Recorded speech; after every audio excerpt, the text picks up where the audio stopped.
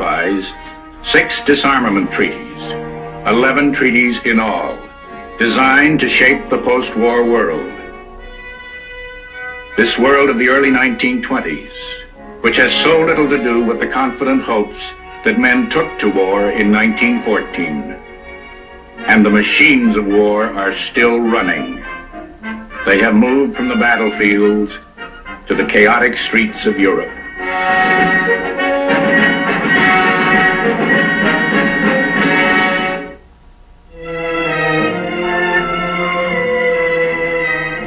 Post-war Europe.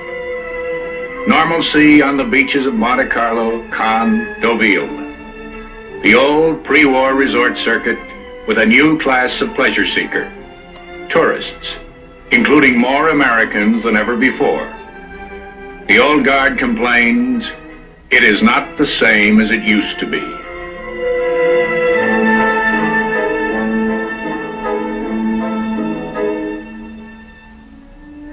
It is not the same world as it used to be.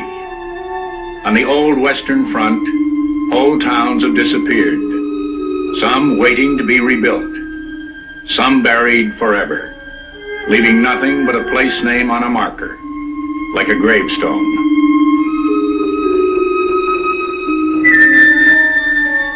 A young novelist named Scott Fitzgerald never fought here, but knows what happened. My lovely, safe world blew itself up.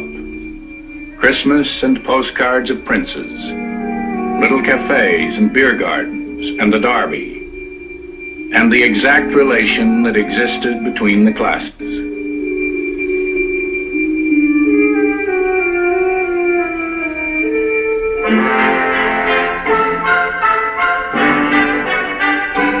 The new world leaves even the victors unsatisfied. In 1923, almost 5 years after the armistice, a French military force extends its occupation of Germany into the Ruhr. That great industrial center left unscathed by war while French soil was devastated. The mines and steel mills of the great Krupp complex are taken over as war reparations when Germany defaults on her enormous payments. Since the armistice, the Italians have marched into Fiume, and Romanians have marched into Hungary, and Greeks have marched into Turkey.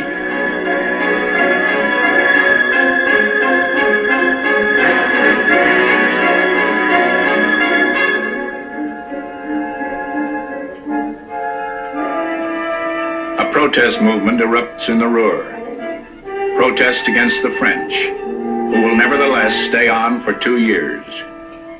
The new international order set up by the Peace of Versailles is already under strain.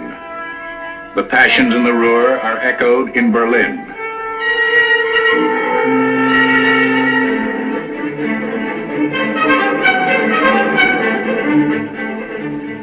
Under the Versailles Treaty, lingering disputes over territories are to be settled by plebiscite, by vote of the people at the climax of noisy campaigns. 17 different plebiscites are ordered by the treaty. Only 8 are held. The rest are thwarted by force or intrigue. The new boundaries of Europe, drawn by decree of the Allies or by vote of the people. The old Europe, where society moved with the seasons without passports, the old Europe is gone. The new borders bristle with animosities left over from the war and stiffened by the peace terms.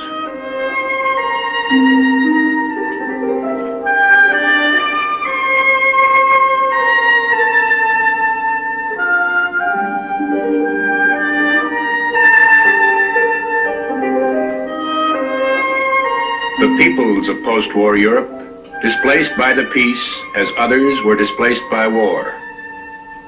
Germans leaving Silesia, which votes to join Poland.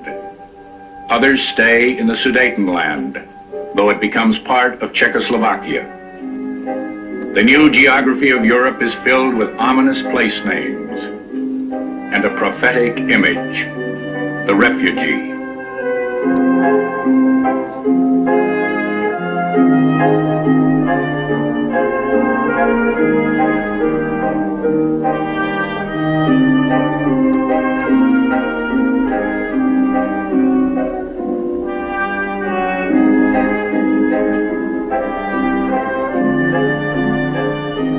Russia is a displaced nation, the war's greatest casualty. Other countries have suffered. Russia is lost, torn loose from Europe by defeat, revolution, Allied intervention, and civil war. New communist programs are launched to combat famine and political unrest. Production is less than a third of its meager pre-war level. Allied food is shipped in, but minds are being fed with a hostile faith, the ideas of the revolution.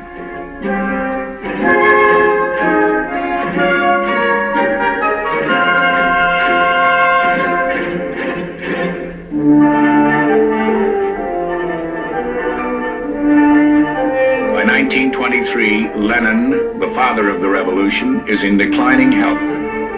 2 strokes and bullet wounds from an assassination attempt.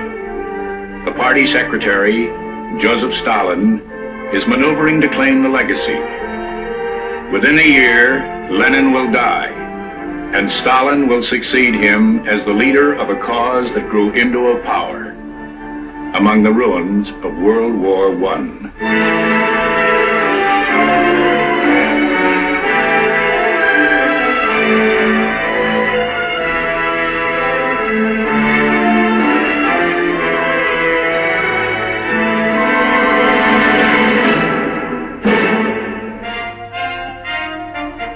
In post-war Europe, the cause has become a contagion.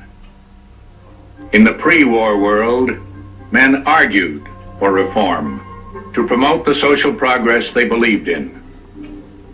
Now, demands have been sharpened by war, and faith in progress is dead. Instead of reform, it is revolution. Communist republics proclaimed in Berlin and Munich, established in Hungary by a war prisoner sent home from Russia as a missionary, a man named Bela Kun.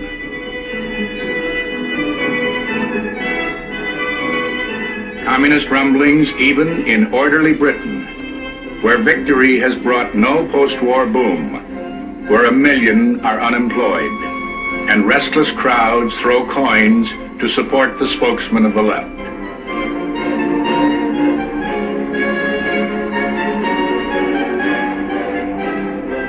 Italy is paralyzed by a general strike, leftist workers shutting down the factories.